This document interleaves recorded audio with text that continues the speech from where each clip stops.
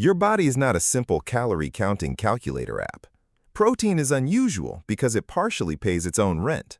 Every 100 protein calories costs 20 to 30 to process. Carbohydrates only cost 5 to 10 calories to digest fully. Fat costs almost nothing, 0 to 3 calories processed. Fat slides into your metabolism quietly, efficiently, without any fuss. Protein arrives carrying nitrogen, paperwork, and liver processing requirements daily. Your liver handles nitrogen disposal through something called the urea cycle. This is the first hidden logic of high-protein eating.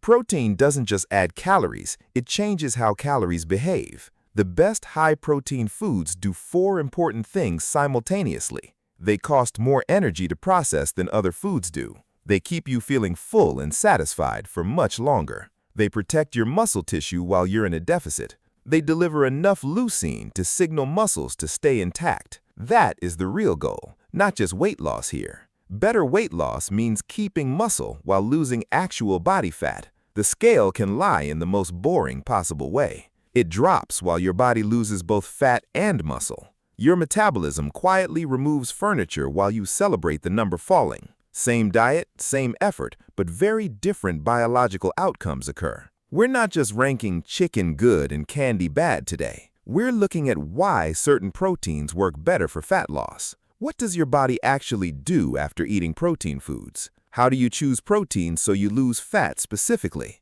Let's start with what most people fundamentally get completely wrong. People hear high protein and think just eat more meat. High protein isn't magic, it's a signal your body reads. Your body reads actual signals, not your dietary intentions today. Biology reads amino acids arrived, leucine present, deficit active, muscle needed. Are you sleeping?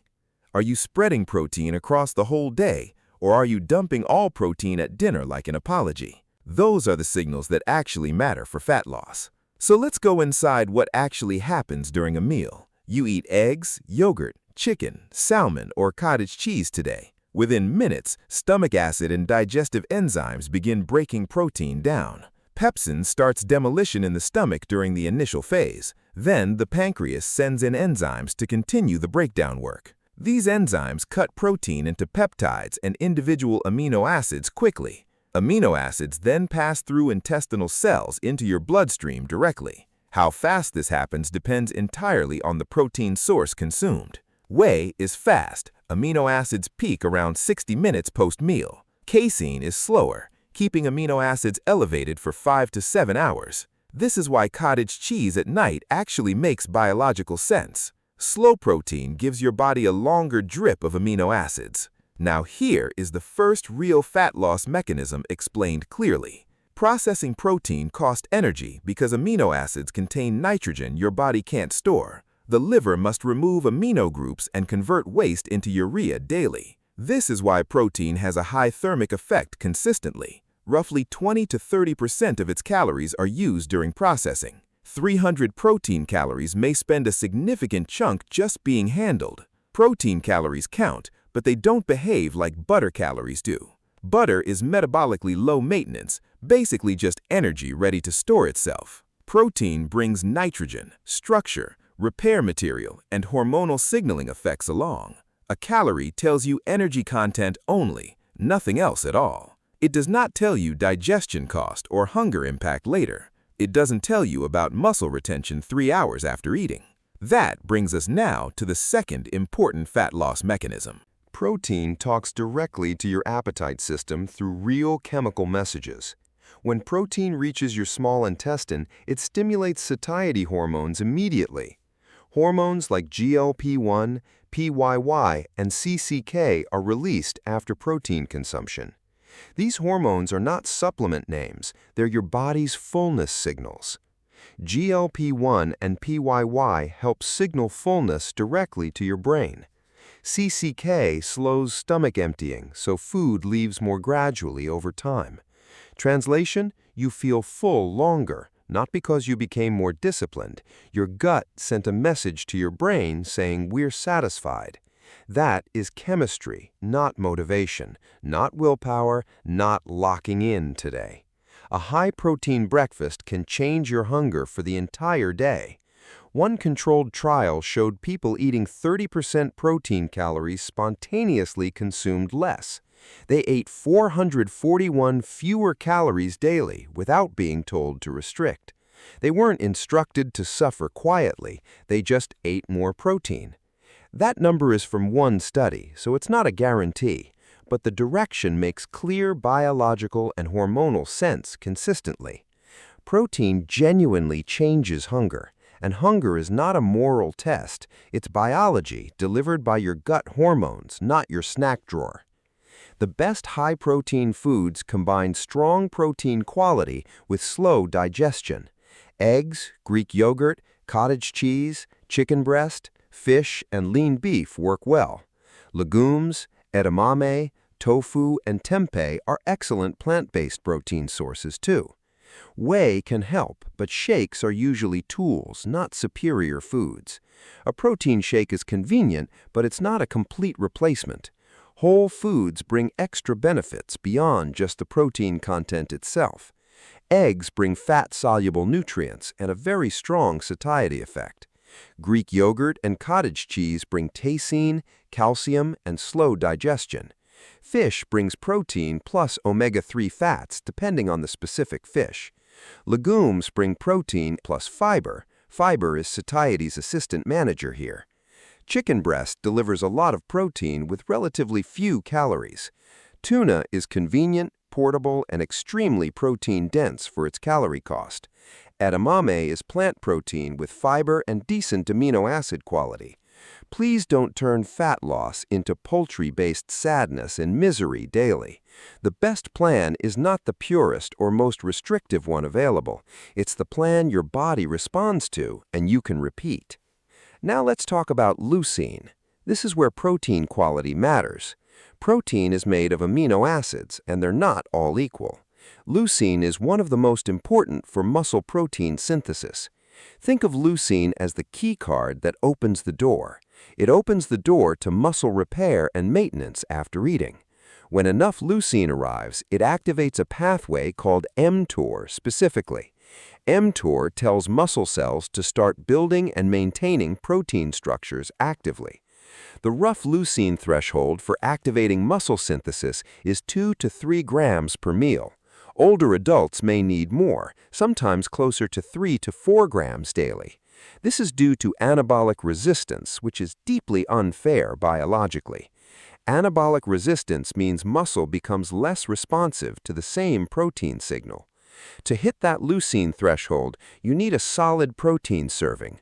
Roughly 3 eggs or 150 grams of chicken breast works. Around 200 grams of Greek yogurt can also reach that threshold. Whey, fish, beef, and cottage cheese also deliver leucine in adequate amounts. This is exactly why protein distribution across meals matters so significantly.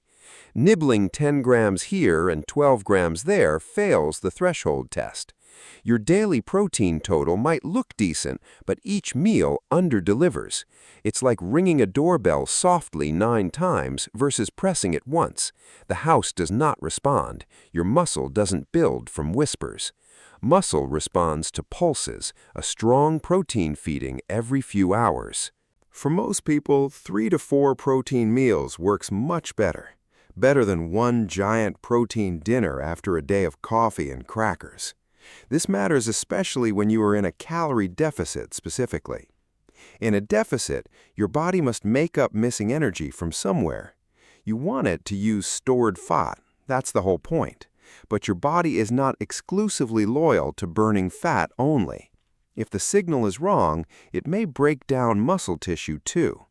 Muscle contains amino acids that can be used for energy production needs. If you diet with low protein and no resistance training, beware. Your body may look around and decide muscle appears expensive to maintain. If you haven't been using it, it may start removing it quietly. The body is very practical, annoyingly practical about keeping only useful tissue. Each kilogram of muscle burns roughly 13 calories per day at rest.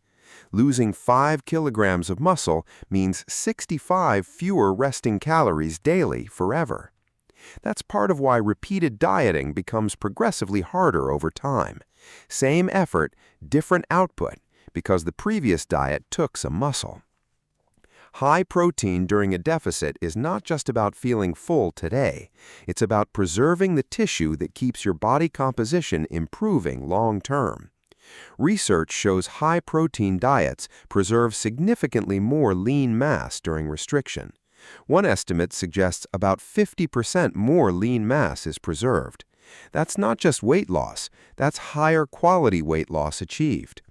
Losing 6 kilograms can mean very different things biologically depending on composition. If most of it is fat, that's excellent and genuinely worth celebrating. If 2 kilograms of it is lean tissue, the scale still congratulates you. The scale is a blunt object with batteries, not your friend. It cannot tell you whether the loss came from fat or muscle. Now let's make this practical by reviewing the best protein food groups. Eggs are one of the most underrated fat loss proteins available today.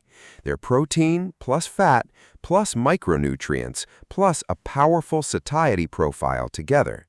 In satiety testing, eggs were more filling per calorie than bread. They also beat cheese and even beef in certain satiety testing setups. 3 eggs can get you close to the leucine trigger range. You can mix whole eggs with egg whites when calories are tight. That gives you nutrients and satisfaction without turning breakfast into a calorie ambush. Nature did not sign your calorie deficit agreement. Healthy foods have calories. Greek yogurt, specifically plain Greek yogurt, is next on the list. Not the dessert cup wearing a health costume on the grocery shelf. Plain Greek yogurt is high in protein and rich in casein. It digests relatively slowly and works well at breakfast or as a snack. Non-fat gives more protein per calorie for those with tight calorie budgets. 2% or full fat can be more satisfying for some individuals. Neither is morally superior. This is food, not a personality test ever. Cottage cheese has a poor public image, but is biologically very useful. It's rich in casein, meaning slower amino acid release over several hours. Pre-sleep casein has been shown to support overnight muscle protein synthesis effectively. Your body does not check the clock and convert yogurt to thigh fat. Total intake matters most. Timing is secondary to hitting daily protein targets. Chicken breast and turkey are the classic lean protein category for fat loss. High protein, low fat, easy to portion, and rich in leucine consistently. The downside is people cook chicken like they're punishing themselves with it. Dry chicken is not a fat loss requirement. Please season it well. Use salsa, yogurt-based sauces, spices, soups, wraps, bowls, or salads freely. If your diet requires heroic boredom, it probably will not last long. Fish and seafood, tuna, cod, shrimp, salmon, sardines all work well. Lean fish and shrimp give lots of protein for relatively low calories. Salmon and sardines bring more calories but also beneficial omega-3 fatty acids. Lean fish is great when you want maximum protein efficiency per calorie. Fatty fish is great when you want protein plus beneficial fats together. Is salmon good or bad for fat loss? Yes, context matters here. If salmon fits your calories and keeps you full, it's absolutely good. If you blame salmon while adding 4 tablespoons of oil, salmon's been framed. Lean beef has high-quality protein, leucine, iron, zinc, and important B vitamins. Leaner cuts give more protein per calorie to fit a deficit better. Sirloin, extra lean ground beef, and trimmed cuts are all practical options. Fat is not evil. Fat is just energy-dense, which changes the math. Legumes, edamame, tofu, and tempeh absolutely can support fat loss effectively too. Plant proteins often have less leucine per gram compared to animal sources. Many also come with more carbohydrates, which changes meal design and calories. The big upside with plant proteins is their fiber content is high. Lentils, beans, chickpeas, and edamame are very filling because of fiber volume. Fiber plus protein plus water plus volume is an extremely helpful combination always. For plant-based eaters, combine sources and increase portions to hit leucine targets. Tofu plus edamame, lentils plus high-protein grains, beans plus soy foods work. The body doesn't require meat, it requires amino acids delivered efficiently. Whey protein powder is not magic, and it's also not cheating either. It's powdered convenience, rich in leucine and digesting very quickly after consumption. Shakes work best as a tool, not the foundation of your entire diet. Some people find liquid calories less satisfying than chewing an actual complete meal. Use whey after training or add it to oatmeal or yogurt when convenient. Don't drink 3 shakes because a label says ripped in metallic font anywhere. Now, how much protein are you actually supposed to eat each day? A practical range is about 0.7 to 1 gram per pound of body weight. In metric, that overlaps with roughly 1.6 grams per kilogram per day consistently. Above 1.62 grams per kilogram, additional proteins show no extra lean mass benefit. That doesn't mean more is probably just more food. Healthy kidneys handle high-protein diets up to around 2.2 grams per kilogram. But if you have kidney disease, discuss protein targets with a qualified professional. Do not freestyle kidney nutrition because a YouTube video made chicken sound heroic. Timing matters too. Total protein matters most, but distribution plays a real role. Muscle protein synthesis is triggered per meal, not continuously all day long. A practical structure is 3 to 4 protein feedings spread across your day. Each feeding should deliver enough amino acids to meaningfully stimulate muscle protein synthesis. That usually means roughly 25 to 40 grams of protein per meal. Older adults need a stronger per-meal signal due to anabolic resistance developing. People in a calorie deficit need to be more deliberate about protein timing. People who lift weights make better use of amino acids through enhanced sensitivity. Protein is the building material. Training is the signal to keep muscle. Eat protein but never use your muscles and your body gets confused. Train but under-eat protein and your body lacks bricks to build with. Resistance training plus high protein is one of the strongest body composition combinations. You don't need to live in the gym. Some progressive resistance is enough. Breakfast isn't magical, but protein at breakfast can be unusually effective strategically. You've just gone through an overnight fast and muscle balance drifted negative. A high-protein breakfast can flip that signal positively and early in the day. Eggs and Greek yogurt instead of cereal and toast changes everything later. Cereal and toast are often lower in protein and faster to digest completely. By late morning, hunger returns like a clipboard-carrying manager demanding answers from you. A protein-rich breakfast suppresses hunger hormones and increases satiety hormones measurably. That reduces snacking and makes lunch less chaotic throughout the rest of the day. You need a protein anchor, not a perfect breakfast, just a strong signal. The best high-protein fat loss plate usually has 3 distinct and important parts. First is protein for amino acids, thermic cost, and satiety hormones together. Second is fiber-rich plants for volume, gut benefits, and additional fullness support. Third is an energy source, rice, oats, fruit, olive oil, avocado, or nuts. Notice what's missing from this plate: panic, restriction of entire food groups, unnecessary suffering. You do not need to remove all carbs or fear dietary fat ever. You need meals that make the calorie deficit easier to actually live inside. The hardest diet is not the one with the best nutritional theory. It's the one that makes you hungry enough to negotiate with cookies at midnight. Here is a simple hierarchy for approaching fat loss with protein strategically. First, hit your calorie target. You cannot out-protein a genuine calorie surplus forever. Second, hit your protein target, so the deficit comes from fat primarily. Third, lift or do muscle-challenging movement so muscle has a reason to stay.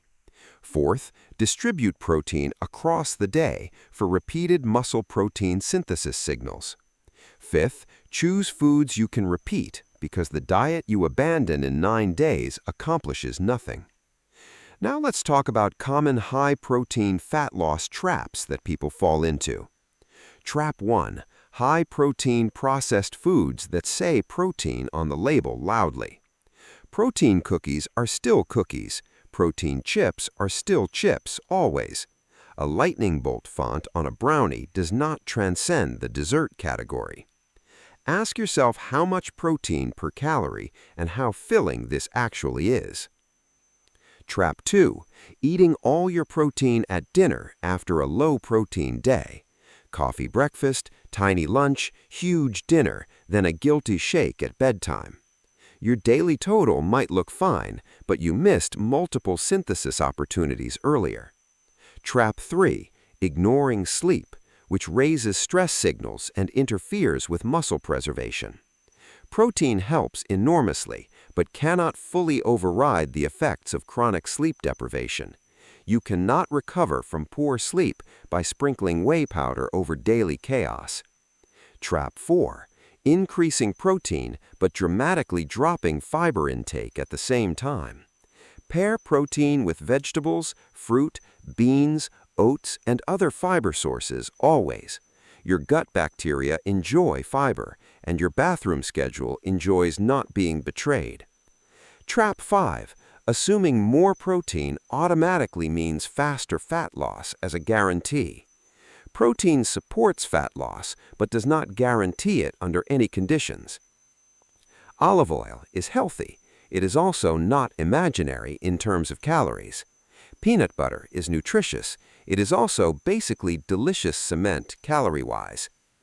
So what does the actual high-protein fat loss signal look like practically? Breakfast could be eggs with fruit, or Greek yogurt with berries today. Lunch might be chicken, tuna, or salmon over a large salad or bowl. Snacks could be cottage cheese, edamame, Greek yogurt, or hard-boiled eggs conveniently. Dinner is lean meat, fish, tempeh, or beans with vegetables and an appropriate carb. The food changes, but the consistent protein signal stays the same throughout. Adults over 40 should pay extra attention due to developing anabolic resistance. People in calorie deficits face higher risk of lean mass loss without protein. Sedentary people risk muscle downgrade because unused muscle is first to go. Postmenopausal women face accelerated muscle breakdown and benefit greatly from protein and resistance training. None of that requires panic. It requires strategy and consistent, deliberate eating choices. The best high-protein foods deliver quality protein, strong satiety, and enough leucine. Top practical options include eggs, Greek yogurt, cottage cheese, chicken, tuna, and salmon. Lean beef, shrimp, edamame, tofu, tempeh, and legumes all absolutely belong on this list. Whey or soy protein powder helps when convenience genuinely matters for hitting targets. For plant-based eaters, prioritize soy foods, lentils, beans, and a protein powder if needed. For night snacking issues, plan a high-protein snack earlier in your evening, deliberately.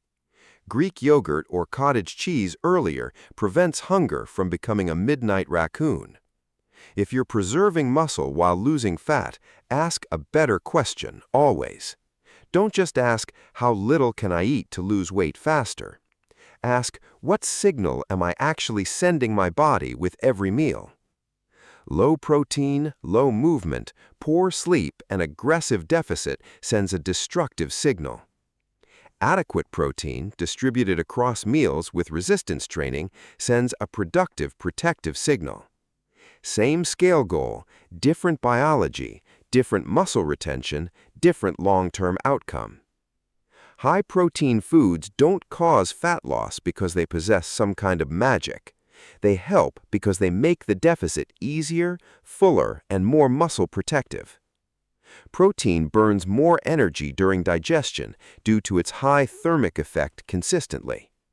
Protein triggers fullness hormones from your gut that reduce hunger significantly after meals. Protein supplies leucine to activate and maintain muscle protein synthesis every single day. Protein protects lean mass when your calories are deliberately kept low for fat loss. Lean mass then protects your metabolism for the next month and beyond consistently. The goal is not to suffer your way down the scale and rebound badly. That's not a transformation, that's a hostile software update to your body composition. At each main meal, put a real protein source first as your foundation. Not because protein is morally superior, because it sends genuinely useful biological signals. Then add fiber-rich plants, then fit carbs and fats around your daily calorie goal. Use shakes if they help, but don't let powders replace every meal with texture. If you have kidney disease, talk to a healthcare professional before increasing protein significantly. For everyone else with healthy kidneys, protein is absolutely not the villain here. The real problem is usually dieting in a way that makes hunger louder. Muscle loss becomes easier, and long-term adherence becomes completely and utterly miserable unnecessarily. Comment below with the high-protein food that keeps you personally the fullest. Eggs, Greek yogurt, chicken, lentils, cottage cheese, or the surprisingly effective tuna packet. Subscribe for the mechanism behind the symptom and the biology behind the habit. That's the hidden logic. And now you understand exactly how your body works.